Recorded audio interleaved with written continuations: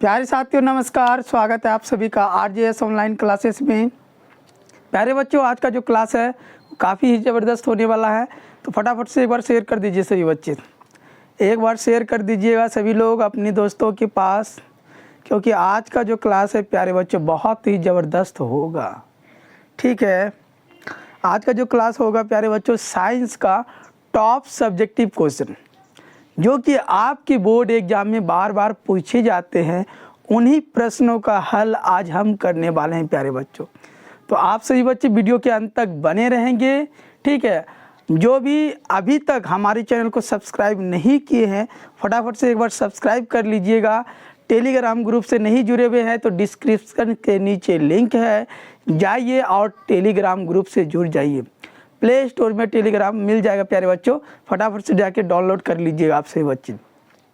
Telegram से जुड़ने का खासियत यह होगा प्यारे बच्चों, जैसे भी कोई वीडियो हम अपलोड करते हैं ना तो सबसे पहले आपके पास पहुंच जाएगा। ठीक है, तो चलिए आज का क्लास स्टार्ट करते हैं और वो प्रश्न बताने जा रहे हैं प्यारे बच्चों, जो कि आपके बोर्ड एग्जाम में बार बार पूछे जाते हैं और ये प्रश्न इस बार भी बोर्ड एग्जाम में आएगा। ठीक है, देखिए क्वेश्चन नंबर फर्स्ट है प्यारे बच्चों, आवर्धन किसे कहते हैं वर्णन करें। क्वेश्चन नंबर फर्स्ट है, ध्यान देंगे सभी बच्चे, एकदम वीडियो के अंत तक बने रहेंगे। ठीक है प्यारे बच्चों, आवर्धन आवर्धन किसे कहते हैं, किसे कहते हैं। ठीक है प्यारे बच्चों, आवर्धन किसे कहते हैं, ये क्वेश्चन है प्यारे बच्चों। और ये क्वेश्चन कई बार एग्जाम में पूछा गया प्रश्न है, इस बार भी आएगा। मैंने जो बोला वो बिल्कुल होगा प्यारे बच्चों, ये चीज़ याद रखिएगा। ठीक है, तो देखिए आवर्धन किसे कहते हैं प्यारे बच्चों, प्रतिबिंब की ऊंचाई और वस्तु की ऊंचाई। आंसर जो लिखोगे आप सभी लोग, प्रतिबिंब की ऊंचाई, प्रतिबिंब की ऊंचाई। ठीक है प्यारे बच्चों, और वस्तु, प्रतिबिंब की ऊंचाई और वस्तु की ऊंचाई, वस्तु की ऊंचाई के अनुपात। दिख रहा है सभी को, एक बार बताएंगे सभी को, दिख रहा है ना अनुपात। प्रतिबिंब की ऊंचाई और वस्तु की ऊंचाई के अनुपात को आवर्धन कहा जाता है। आवर्धन कहा जाता है प्यारे बच्चों। ठीक है, समझ में आया आप सभी को। प्रतिबिंब की ऊंचाई और वस्तु की ऊंचाई के अनुपात को क्या कहते हैं प्यारे बच्चों, आवर्धन कहते हैं, आवर्धन कहते हैं। ठीक है, प्रतिबिंब की ऊंचाई और वस्तु की ऊंचाई के अनुपात को आवर्धन कहते हैं। और इसमें लिख देते हैं इसे स्मॉल एम से सूचित, ठीक है प्यारे बच्चों, सूचित किया जाता है। ठीक है, आवर्धन को किससे सूचित करते हैं फटाफट में कमेंट्स में बताएंगे। आवर्धन को किससे सूचित करते हैं प्यारे बच्चों, एम से सूचित करते हैं। किससे, एम से। यदि वस्तु की ऊंचाई,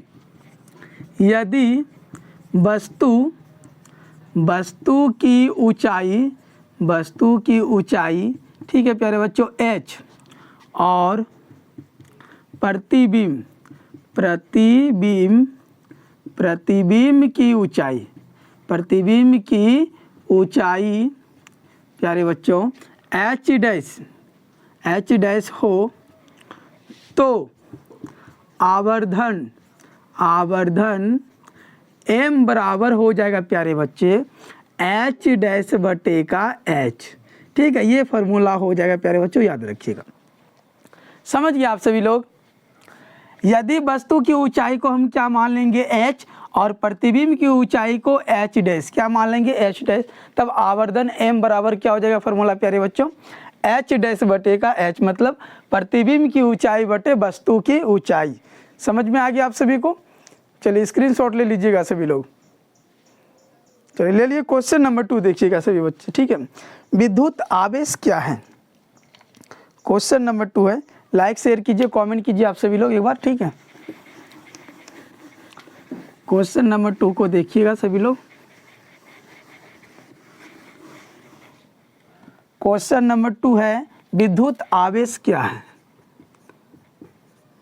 विद्युत आवेश, आवेश क्या है? ये क्वेश्चन है प्यारे बच्चों, विद्युत आवेश क्या है? देखिए क्वेश्चन नंबर 2 है प्यारे बच्चों, देखिए ध्यान से। विद्युत आवेश क्या है, विद्युत आवेश कितने प्रकार के होते हैं? ये 2 क्वेश्चन है इसमें। एक तो पूछ रहा है प्यारे बच्चों कि विद्युत आवेश क्या है, और दूसरा क्वेश्चन यह है कि विद्युत आवेश कितने प्रकार के होते हैं। ये क्वेश्चन भी कई बार बोर्ड एग्जाम में लगातार पूछे गए प्रश्न है और आने की 100% चांस है प्यारे बच्चों, ठीक है। तो ध्यान से समझिएगा सभी बच्चे, वीडियो के अंत तक बने रहेंगे। किसी पदार्थ से इलेक्ट्रॉन का बाहर निकालना, किसको हम बाहर निकालेंगे प्यारे बच्चों? इलेक्ट्रॉन को, ठीक है, बाहर निकालना तथा पदार्थ में इलेक्ट्रॉन का ग्रहण करना। अगर कोई इलेक्ट्रॉन को हम पदार्थ से हटा देते हैं, फिर कोई दूसरा इलेक्ट्रॉन को हम ग्रहण कर लेते हैं उसी पदार्थ में, तो उसे धनावेशित तथा ऋणावेशित होना कहा जाता। माइनस और प्लस की उसको रूल दिया जाता है प्यारे बच्चों। तो इस प्रकार इलेक्ट्रॉन के आदान प्रदान को आवेश कहते हैं। इस प्रकार से जो इलेक्ट्रॉन जो है आदान प्रदान जो करते हैं, उन्हीं चीज़ों को हम आवेश कहते हैं। कहने का अंतर यह हुआ प्यारे बच्चों कि आपके पास अगर 2 इलेक्ट्रॉनों की संख्या है, तो एक इलेक्ट्रॉन अगर आप बाहर निकाल देते हैं प्यारे बच्चों, तो एक इलेक्ट्रॉन आपके पास बच जाता है। इसी चीज़ को आदान प्रदान करना, ठीक है, किसी को दूसरे को दे देना, दूसरे के पास से एक इलेक्ट्रॉन ले लेना, इन चीज़ों को ही हम क्या कहते हैं? आवेश कहते हैं। और आवेश जो होते हैं प्यारे बच्चों, आवेश, ठीक है, दिख रहा है ना, आवेश 2 प्रकार के होते हैं। 2 प्रकार के, कितने प्रकार के? 2 प्रकार के। एक होता है प्यारे बच्चों धनावेश, ठीक है, धनावेश, तथा दूसरा होता है ऋण आवेश, ठीक है, ऋण आवेश, ठीक है, ऋण आवेश ये होता है प्यारे बच्चों। एक धन आवेश और एक ऋण आवेश होता है। इन चीज़ों पे आप फोकस करेंगे, समझ गए ना। किसी पदार्थ से इलेक्ट्रॉन का बाहर निकालना, कोई भी पदार्थ हो गया प्यारे बच्चों, अगर उन पदार्थ से हम इलेक्ट्रॉन को बाहर निकालते हैं या अन्यथा किसी और इलेक्ट्रॉन को उसमें हम ग्रहण करते हैं, मिला देते हैं, और इन प्रकार जो क्रिया होता है उसे धन आवेश और ऋण आवेश कहते हैं, ठीक है। इस प्रकार के ही क्रिया को हम क्या बोलेंगे प्यारे बच्चों? विद्युत आवेश बोलेंगे। अर्थात क्या बोलेंगे? विद्युत आवेश। और विद्युत आवेश कितने प्रकार के? तो 2 प्रकार के, एक धन आवेश और दूसरा ऋण आवेश। आई होप कि ये भी क्वेश्चन आपको समझ में आ गया होगा, स्क्रीनशॉट ले लीजिए। चलिए क्वेश्चन नंबर 3 है। क्वेश्चन नंबर देखिए 3, ये भी बहुत ही इंपॉर्टेंट प्रश्न है। उत्प्रेरक से आप क्या समझते हैं? एकदम वीडियो के अंत तक बने रहेंगे। ज़्यादा क्वेश्चन, ज़्यादा टाइम नहीं लेने वाले हैं आपसे बच्चों का, बस 5 मिनट से 10 मिनट लेंगे प्यारे बच्चों, ठीक है। बस आप सभी बच्चे एकदम वीडियो के अंत तक बने रहेंगे।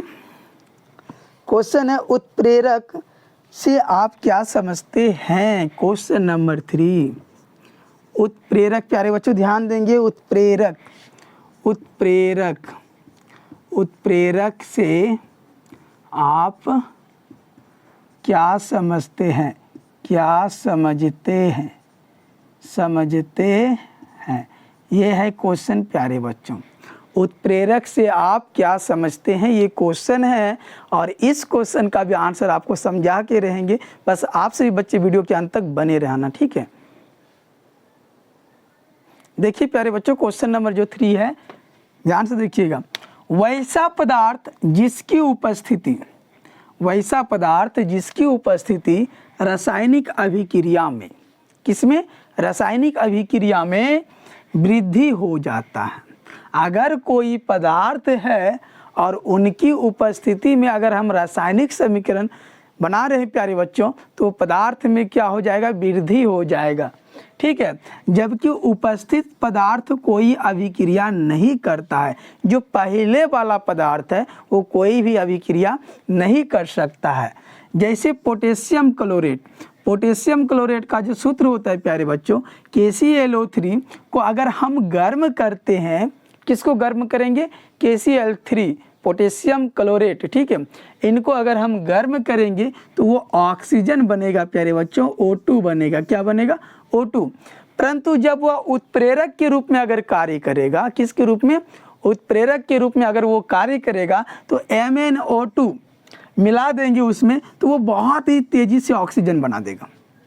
जब इन्हीं चीज़ों को हम उत्प्रेरक के रूप में कार्य करवाएंगे तो MnO2 अगर हम मिला देंगे प्यारे बच्चों, तो बहुत ही तेज़ी से वो जो है क्या बन जाएगा? ऑक्सीजन उत्पन्न कर देगा, बहुत ही तेज गति से। समझ गए ना? वैसा पदार्थ जिसकी उपस्थिति से रासायनिक अभिक्रिया में वृद्धि हो जाता है। क्या हो जाता है? वृद्धि हो जाता है, जबकि उपस्थित पदार्थ कोई अभिक्रिया नहीं करता है। जैसे पोटेशियम क्लोराइड KClO3 को अगर हम गर्म करेंगे तो वो ऑक्सीजन बनाएगा।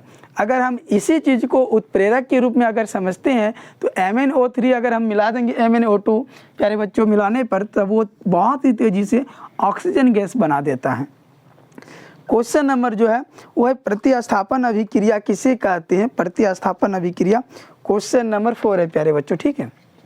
प्रतिस्थापन अभिक्रिया समझिएगा ध्यान से, शेयर कीजिए एकदम फटाफट से, बहुत ही इम्पोर्टेंट प्रश्न है, एक एक प्रश्न को समझना है सही बच्चे को।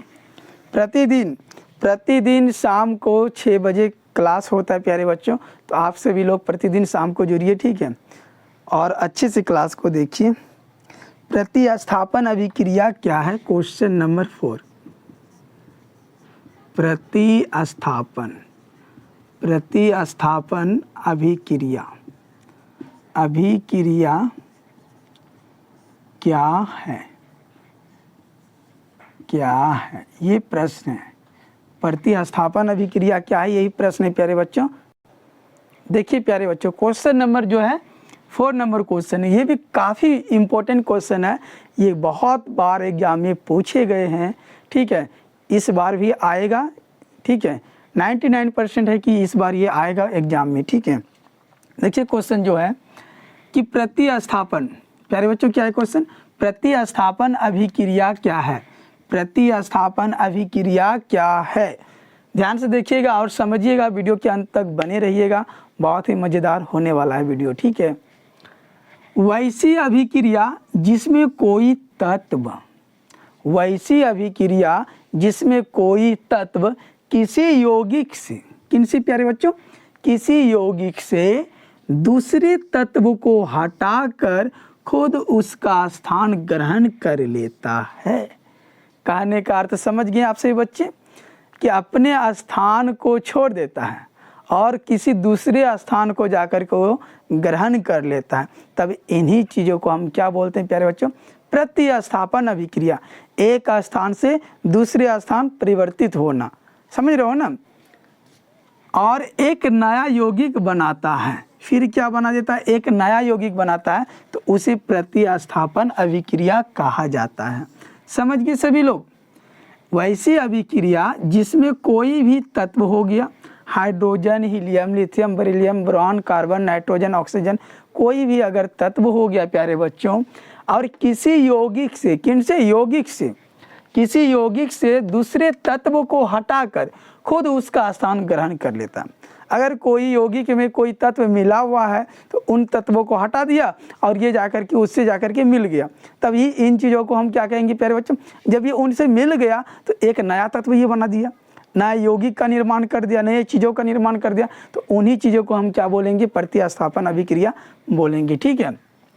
जैसे में यहाँ पर ध्यान दीजिए, CuSO4 प्लस Mg, CuSO4 प्यारे बच्चों किसके साथ मिला हुआ? अभी Mg के साथ मिला हुआ है ना। ये आगे चल के जो है, ध्यान से देखिएगा, Cu को, SO4 जो है Cu को हटा देता है, चलो भाग जाओ तुम, ये हट गया, देखो Cu हट गया, कॉपर हट गया ना, अब सल्फ्यूरिक बच गया प्यारे बच्चों, तो Mg जो है सल्फ्यूरिक के साथ जाकर के अभिक्रिया कर लेता, एक नया यौगिक का निर्माण कर दिया। तो इन्हीं चीज़ों को हम क्या बोलेंगे?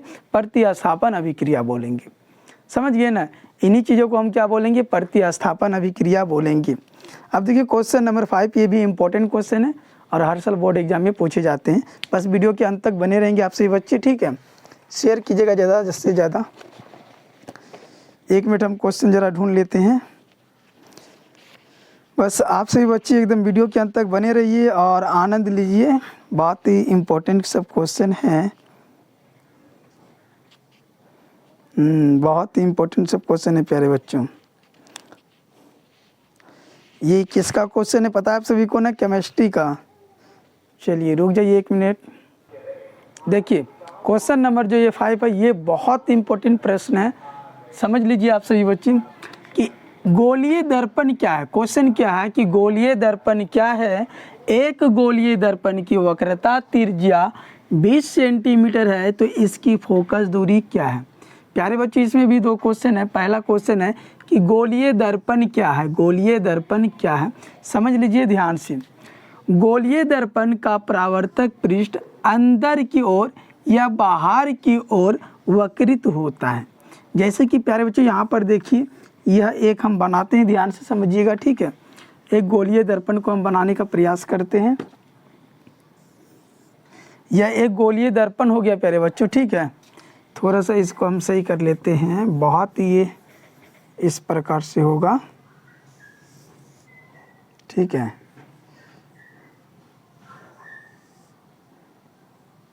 यह एक गोलीय दर्पण हो गया प्यारे बच्चों, ठीक है। और इसका यहाँ पर एक केंद्र होता है। तो यहाँ पर ध्यान से समझिएगा, ये गोलीय दर्पण है। कौन सा दर्पण है? गोलीय दर्पण। गोलीय दर्पण, ध्यान से समझिएगा सही बच्चे, ठीक है। गोलीय दर्पण, गोलीय दर्पण का परावर्तक पृष्ठ जो है अंदर की ओर, कहाँ? अंदर की ओर या बाहर की ओर वक्रित होता है। अगर हम कह दिए प्यारे बच्चों कि ये अंदर की ओर है, ये अंदर की ओर इस प्रकार से वक्रित है, एक है बाहर की ओर वक्रित प्यारे बच्चों। कहाँ? बाहर की ओर वक्रित है, इस प्रकार से है ना। तो जिस दर्पण का परावर्तक पृष्ठ अंदर की ओर होता है, देखो जैसे यहाँ पर ये अंदर की ओर, अगर इसी को हम बनाएंगे प्यारे बच्चों तो इस प्रकार से बनाएंगे, इसको हम अंदर की ओर हो जाएगा, ठीक है। ये अंदर की ओर हो जाएगा ना। तो इस दर्पण का जो नाम होगा प्यारे बच्चों वो हो जाएगा अवतल दर्पण। क्या हो जाएगा? अवतल दर्पण हो जाएगा। इसको बोलेंगे अवतल दर्पण, ठीक है। अवतल दर्पण, ये तो हो गया गोलीय दर्पण। ये गोलीय दर्पण का परावर्तक पृष्ठ जो है अंदर की ओर या बाहर की ओर दोनों होता है, ठीक है। और जिस दर्पण का परावर्तक पृष्ठ अंदर की ओर होगा उसे हम कौन सा दर्पण बोलेंगे प्यारे छात्रों? अवतल दर्पण। कौन सा दर्पण? अवतल दर्पण। अगर इसी को हम चेंज कर दे प्यारे बच्चों, बाहर की ओर अगर हम बोल दें, ठीक है, इस प्रकार से, ये बाहर अगर कलई किया हुआ है या रजतित किया हुआ है तो इस दर्पण को हम क्या बोलेंगे प्यारे बच्चों? कौन सा दर्पण? उत्तल दर्पण, ठीक है। उत्तल दर्पण। बहुत बच्चे कंफ्यूज करते हैं यहाँ पर कि अवतल दर्पण और उत्तल दर्पण का अंदर होता है या बाहर होता है। तो याद रखेंगे कि अवतल दर्पण में जो कलई किया होता है प्यारे बच्चों वो अंदर की ओर और उत्तल दर्पण में बाहर की ओर किया जाता है, ठीक है। तो देखो परावर्तक सतह बाहर की ओर वक्रित हो तो उसे हम क्या बोलेंगे? उत्तल दर्पण बोलेंगे। यहाँ तक समझिए। अब देखिए इसमें और एक क्वेश्चन दिया हुआ है कि एक गोलीय दर्पण की वक्रता त्रिज्या 20 सेंटीमीटर है प्यारे बच्चों। ये समझ गए ना, इसको हम मिटा देते हैं। समझ गए होंगे आप लोग, स्क्रीनशॉट भी ले लिए होंगे। चलिए यहाँ पर ध्यान दीजिएगा और समझिएगा, ठीक है। क्या दिया हुआ? एक गोलीय दर्पण की वक्रता त्रिज्या 20 सेंटीमीटर। वक्रता त्रिज्या, वक्रता त्रिज्या दिया है प्यारे बच्चों। वक्रता त्रिज्या को r बोलेंगे और r का मान कितना है? 20 सेंटीमीटर दिया हुआ है। 20 सेंटीमीटर कितना है? 20 सेंटीमीटर। और इसकी फोकस दूरी क्या होगी? क्या पूछ रहा है? फोकस दूरी, ठीक है प्यारे बच्चों। फोकस दूरी, फोकस दूरी को f बोलते हैं। f बराबर वाट, तो f बराबर निकालना है। तो f बराबर जो फार्मूला होता है प्यारे बच्चों वो होता है f बराबर r/2, r/2। तो देखो प्यारे बच्चों r का वैल्यू कितना है? 20 और बटे 2 तो कितना आ गया? 10। ये हो जाएगा 10 सेंटीमीटर प्यारे बच्चों। कितना हो जाएगा? 10 सेंटीमीटर निकल गया फोकस दूरी इनकी, ठीक है। समझ गए ना? ये इसका क्वेश्चन था। आई होप कि आपको वीडियो अच्छा लगा होगा। अगर अच्छा लगा तो एक बार चैनल को सब्सक्राइब जरूर कर दीजिएगा, लाइक कीजिएगा, कमेंट करके बताइए। मिलते हैं नेक्स्ट क्लास में, तब तक के लिए आप सभी को धन्यवाद।